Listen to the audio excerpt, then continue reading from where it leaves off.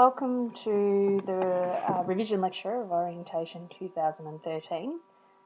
Like last time, you can pause when you need to and write down whatever notes you need to.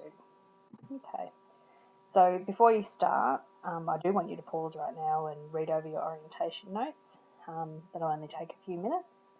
And also read over pages 309 to 312 of your textbook.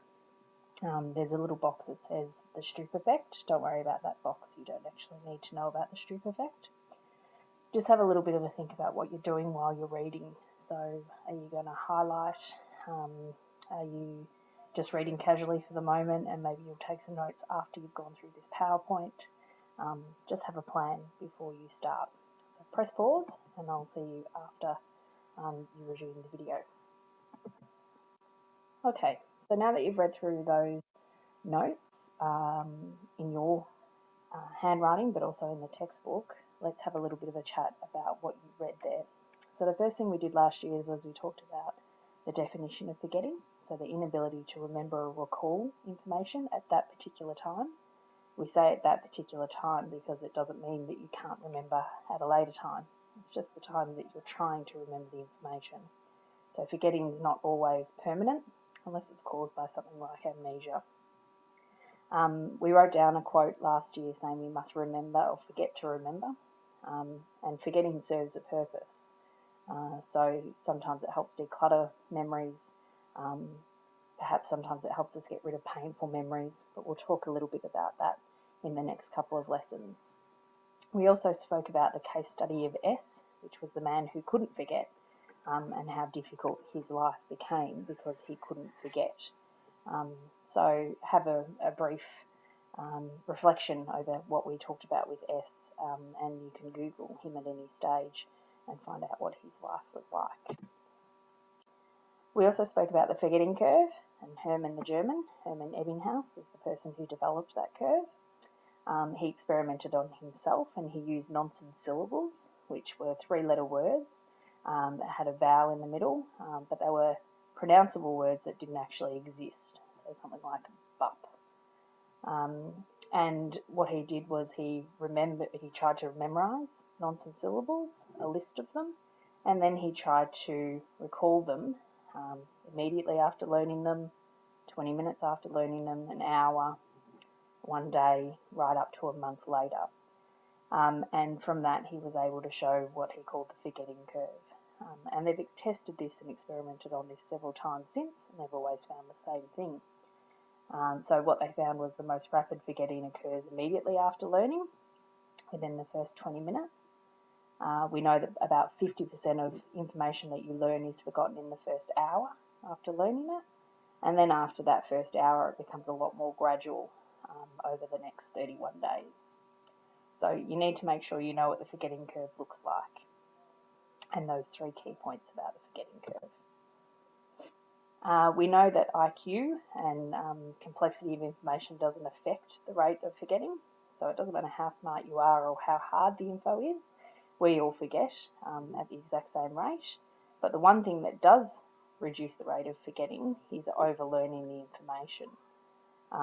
So what does it mean to overlearn information? To learn it over and over again. So to learn something in orientation in 2013, then to relearn it in 2014. But not just to relearn it once in a PowerPoint, but to relearn it in your notes, to then talk about it, to read over it again after the PowerPoint, to come to class and do more work on it. Effectively what we're doing is overlearning to reduce the rate of forgetting. Okay, I'd like you to stop now, again, press pause after this, and have a read of the next few pages of your textbook. So that's pages 333 to 338. Again, have a think about what you're doing while you're reading. Are you underlining? Are you taking notes? Are you casually reading and you'll go back and reread it at a later date and take notes? I'll see you in a couple of minutes. Okay, so we also spoke about last year 3 measures of retention, so 3 ways of knowing what has been retained in memory and not forgotten, and they were recall, recognition and relearning, often referred to as the 3 R's. So 3 measures of retention. Retention starts with R, and all the 3 measures start with R as well. Recall is when you're asked to retrieve information with few or no cues to assist you. And we say with few or no cues because it depends on what type of recall, and there are 3 different types of recall. So free recall, information was recalled in any order with no cues. Serial recall, information was recalled in the order that it was actually presented or in a particular order. And then cued recall, prompts are provided to assist with the recall. So something like the word started with M, and that would be the prompt to allow you to retrieve the rest of the information.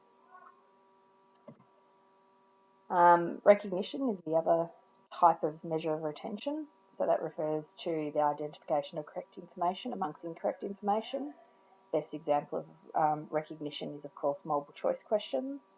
Other examples might be perhaps learning a list of 10 words and then be given a second list with 50 words on it and having to identify the first 10 that you learnt. So basically identifying correct information.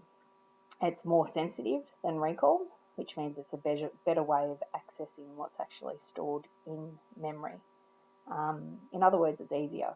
So most of us know that we find multiple choice questions easier than recall, because recall questions require you to know the knowledge in a lot more detail. So recognition is more sensitive than recall. The last one is relearning, and that refers to learning something again that's been previously stored in memory. And we know that when we do this, it tends to be easier than the first time we learnt it. And most of the time, well, in fact all the time, it tends to be quicker. And you can calculate how much time is saved through the relearning process using the saving score. So you need to know the saving score. So the time for original learning, let's say it was an hour, minus time for relearning, let's say it was half an hour. So you would go 60 minutes minus 30 minutes divided by time for original learning, 60 minutes, times 100. And if you did that, you would get 50%. And basically this meant that you saved 50% of the time when you relearned the information. So that means that something had to be stored there. You might have actually had to relearn all of the information, but you were able to do it much quicker. So the saving score doesn't represent the amount of information saved, but rather the time saved. Hence what I just said. You might have to relearn all of the information, but you can relearn it much quicker because some aspects were somewhere in your memory. Relearning is the most sensitive measure of retention, so it's the best way of measuring how much information was originally retained when you first learnt it. The only thing is this can't be tested in test or exam type scenarios. So often you'll find your SACs are recall and recognition questions because relearning can't be tested, but we know relearning is the most sensitive way of measuring what is actually in memory. So it goes relearning, followed by recognition, and then the least sensitive is recall. In other words, recall is the hardest. And of course, free recall is probably harder than cued recall. Free recall and serial recall are pretty similar, but cued recall provides you with a prompt, so it's a little bit easier. The last thing that we did during orientation was we looked at the encoding specificity principle.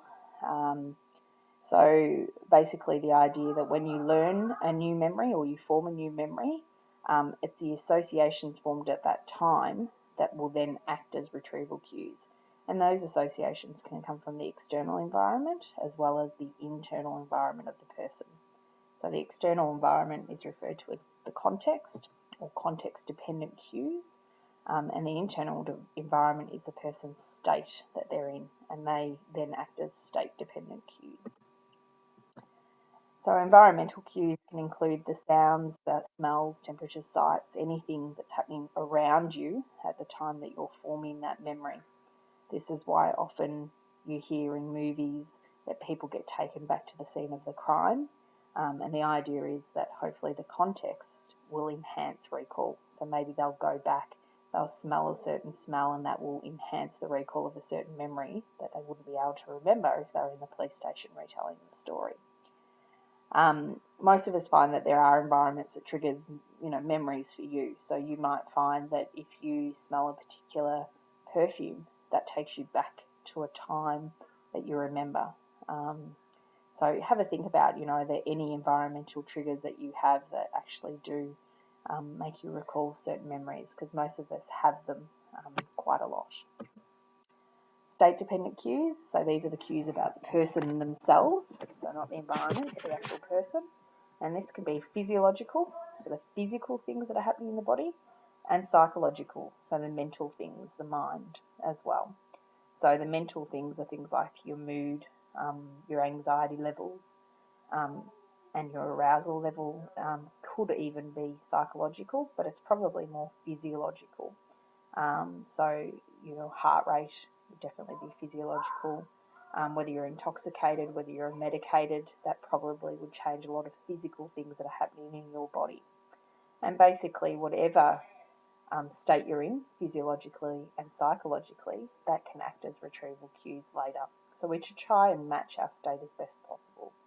So if you're perhaps in a performance, and when you learn your lines at home, you're very calm and happy, when you then retrieve your lines on stage, you should be very calm and happy, and that would be more likely to enhance the retrieval of that information. If you were stressed and nervous, the cues don't match, and therefore you're not enhancing your ability to retrieve that information. Same goes for your exams. So however you're feeling in class, we know that that's how you should try to feel when you're in an exam. Easier said than done. That's it for this particular slide. I won't put a little funny quote at this one because you've got a follow-up slide that you've got to watch in preparation for the next class. So take a minute to finish off your notes if you need to, perhaps that you have added to your notes. Perhaps you now need to go back and rewrite some of your notes. Maybe you need to underline the text, do something with the information, because remember, overlearning is the key. I'll see you in the next presentation. Bye.